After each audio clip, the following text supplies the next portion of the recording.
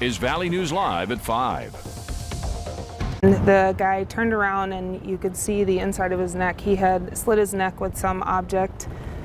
Don't know if it was plastic or what it was. One of the other attorneys that was in there said that it looked like a pen, but his attorney had said that it looked like a scalpel. Breaking news tonight. One person is dead after an incident inside a federal courtroom in downtown Fargo this afternoon. That person you just heard from does not want to be identified, but was inside that courtroom today. She says a man slit his throat after a verdict was reached in his case. Following this breaking story for you is Valley News Team's Nashay Taylor. She joins us now live with more. Nashay, what can Yeah, Andrea, according to that same witness, she said the man was facing life in prison without the possibility of parole. She said after hearing the verdict, a 24-hour release was requested by the man's attorney, but was denied by a judge. Now, the woman also shared after the man slit his throat in the courtroom, there could be seen lots of blood around the area. Now, we did speak with the U.S. Marshal's Office. They mentioned to us that the investigation is now being taken over by the FBI, but they will be partnering with the Fargo Police Department since they were the first on the scene. Now, as far as the details in this incident, they cannot be confirmed at this time as the investigation is still ongoing. Back to you, Andrea. All right. Thank you, Nashay, for that live report. We'll continue to follow this breaking story throughout the evening.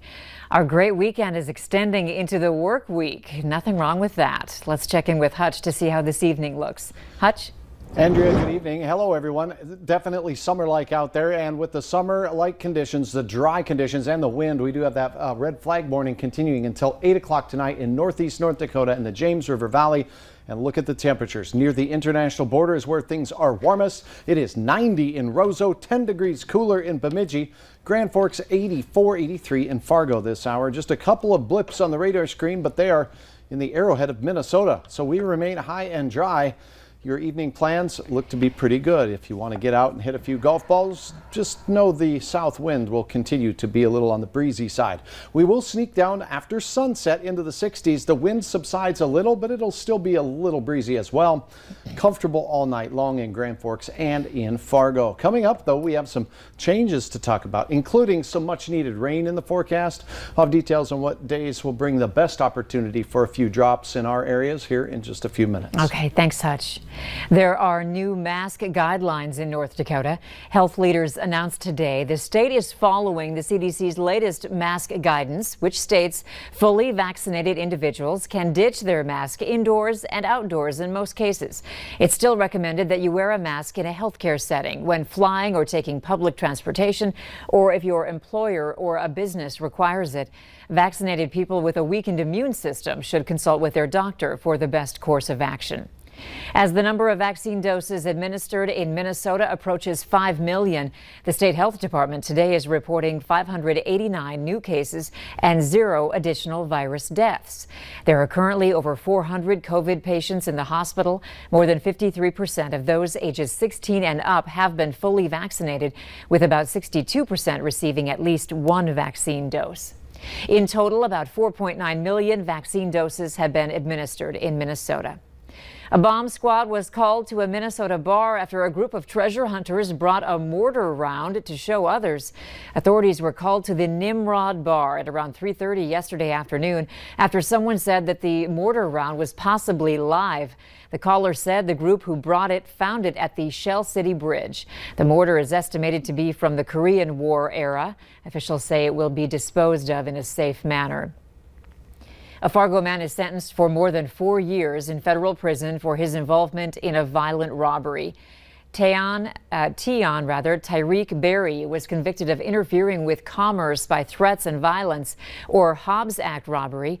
Prosecutors say Berry, a group of young males and one woman, robbed someone who responded to an ad promoting prostitution. The victim planned to meet at a Fargo apartment to pay for sex, but instead Berry and the others robbed the person using weapons. Officials say they planned to rob that person thinking they wouldn't call police. A trial date has been set for the former Minnesota police officer charged in the death of Dante Wright. Former Brooklyn Center police officer Kim Potter appeared in pre-trial hearing this afternoon in Hennepin County. She's charged with second-degree manslaughter. Dante Wright was killed on April 11th after a traffic stop. The former Brooklyn Center police chief has said he believes Potter meant to use her taser on Wright instead of her handgun. Body camera video shows her shouting "taser" multiple times before firing. Potter's trial is expected to begin on December 6th. A convicted sex offender from Virginia is now facing new charges in Moorhead. 30-year-old Zachary Harding is charged with 10 counts of possessing child porn. Police searched Harding's home after his probation officer requested it. 3 phones and an SD card were confiscated. Detectives found over 300 photos and videos of young children involved in sex acts.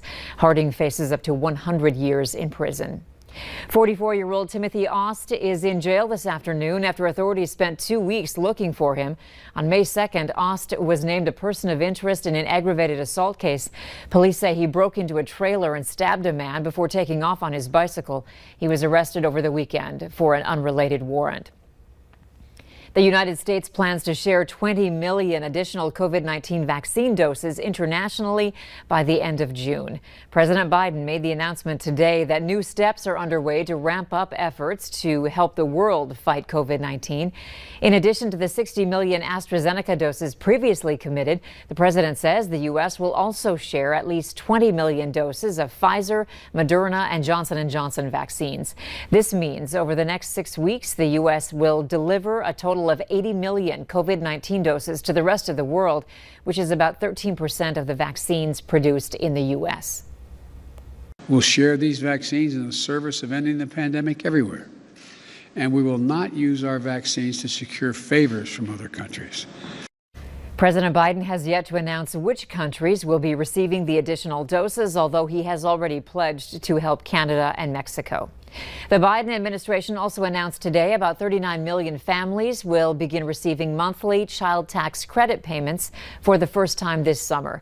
Qualifying families will get monthly payments of up to $300 for each child under 6 years old and up to $250 for each child 6 to 18 years old. Starting July 15th, most of them already have direct deposits set up and won't need to take any additional steps. The others will get payments by check or debit card. Minnesota Governor Tim Walz announced today that he and key legislative leaders have reached an agreement on a bipartisan budget deal. It will cover the 2-year period beginning July 1st, 2021 and ending June 30th, 2023. The total 2-year budget is roughly $51 billion, a combination of state and one-time federal stimulus money. At a news conference today, Walz said the budget is focused on recovery from COVID-19. Compromises amongst us.